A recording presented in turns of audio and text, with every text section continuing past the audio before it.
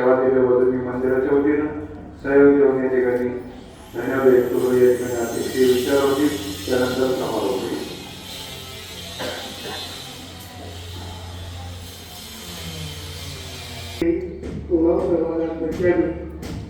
त्यांनी श्रद्धा या आपल्या वाक्यामध्ये बोलतोय. श्रद्धेच्या संदर्भामध्ये आपल्याला अनेक उदाहरणं दिलेले आहेत. श्रीकृष्ण भगवंताच्या माध्यमातून आणि सर्व व्यक्तीशी आजकाल श्रद्धेला महत्व आहे, संस्काराला महत्व आहे.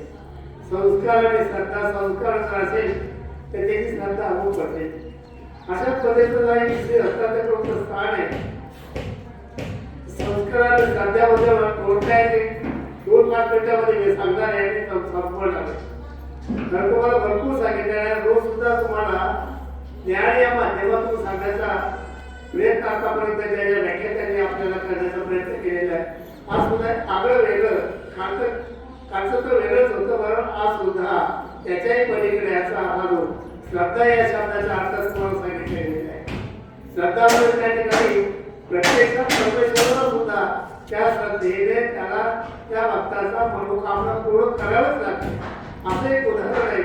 पंचायत गावामध्ये एक अनुग्रहित असे उपदेशी माणसं नाना पाटील नाणेगावकर यांच्या घराण्यामध्ये चालत आलेला हा मानव पंथाचा धर्म पंथ काढून अशा पद्धतीने रोज दत्तात्रय भोजनाला स्थान आहे आणि त्या ठिकाणी रोजच्या त्या गावातून नाना प्रकारच्या घरातून रोज उपवास चालायचा आणि उपवास दाखवायचा. दुपारी 12 वाजेला प्रत्यक्षात आपण सुद्धा स्थानातून उपवास येतो, उपवास देतो आणि त्या ठिकाणी 5 पत्र असं दाखवतो आणि आपण ताटच करून देतो.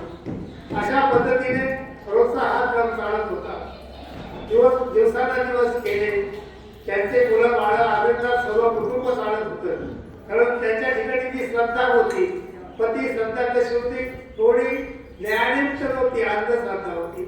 म्हणजे फक्त आपल्याला श्रद्धेनं परमेश्वराने सुख, समाधान, शांती आणि समृद्धी दिलेली आहे आणि म्हणून श्रद्धेने ते भजत तुझं ते कुटुंब त्यांच्या पाठीमागे अनेक गोष्टी अशा पद्धतीने त्यांच्या घरामध्ये ते मुलाचं लग्न झालं.